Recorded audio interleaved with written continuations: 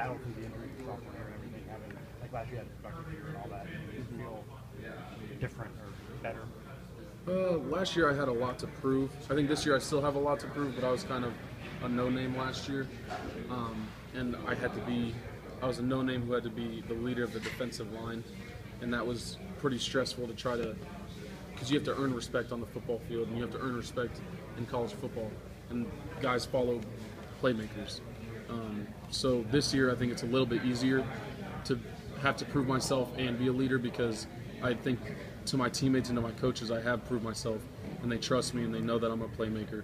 So it takes the load off of me trying to convince them to listen to me, and just they're going to follow, and I have to now be the leader that they deserve, and I have to go out there and live up to what the team needs. I imagine the preseason polls don't affect you guys too much. That you guys expect to be contenders, favorites, champions every year. So is this year any different in that aspect? No, I think the only polls I've actually noticed have been the ones talking about our D-line. So I think we expect ourselves to be the best D-line in the country, and we know that the linebackers and DBs are going to put us in the position to get that kind of recognition. And the way we've been working, I would expect that. But every game we got to come and contend for that. Other than that, I don't think guys pay too much attention to the polls, because none of it matters at the end of the season except what you've done. Michael, you mentioned that. Can you kind of make your case for Ohio State being the best D-line, and why? I think we have the weapons.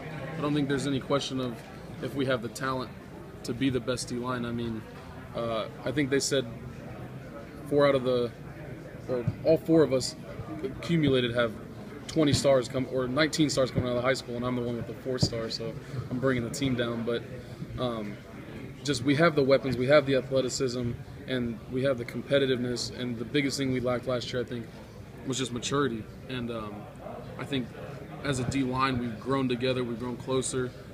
Guys have gotten a lot more mature. And then I know we've gotten a lot closer with the linebackers and DBs too, which is a lot more important than people realize. You have to have togetherness on your whole defense, or else things are going to fall apart, and when things start falling apart, you start pointing fingers. You mentioned you kind of made a bigger name for yourself this past season. You get to be invited here. I'm sure you fielded a lot of questions. What's the most bizarre question you've been asked today? It's not that bizarre, but it really stumped me. And they said, "What would you do if you were the commissioner?" I have no clue what I would do if I was a commissioner of the NCAA. Is that what you answered? Yeah, that's what I said. I wasn't going to make something up, because that's how you get in trouble. So Sure. I'm not trying to get you in trouble. No, I know. Michael, you've cultivated kind of a cerebral image on Twitter. Give us like a nerdy confession of your own. What's something you're into that the average Ohio State football fan would just marvel over? No, I love, I don't know. I'm really random, so if I get something in my head, I'm going to go do it.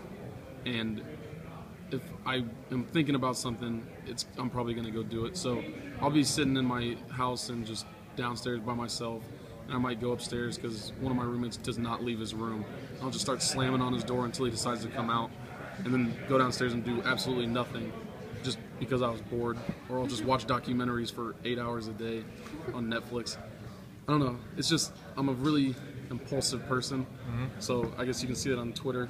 A lot of times I'm able to stop myself before I get a little too impulsive, but I don't know. I just played Diablo 3 on my computer for a while there. That was Fun game. pretty bad. My girlfriend hated me for a couple days because I played for like 8 hours a day.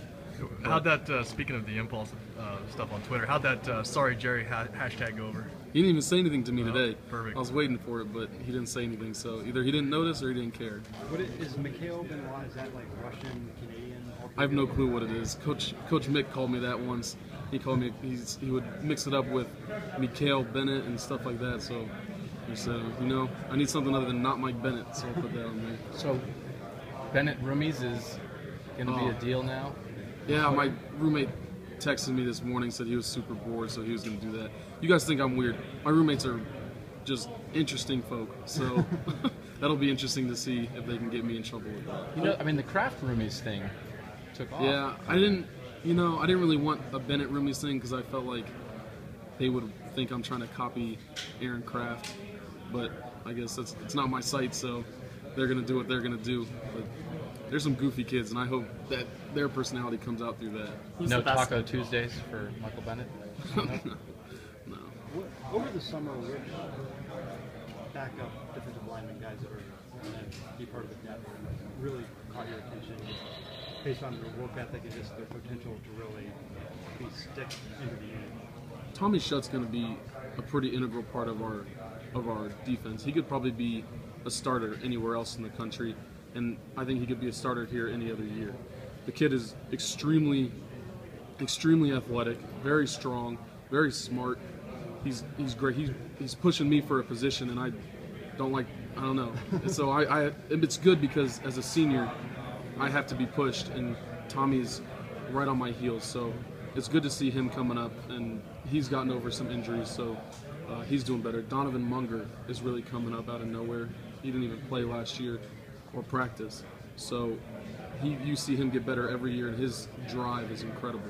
He just has a hunger for the game. What do you expect from Joey Bosa this season? Probably what everyone else expects, just being a freak.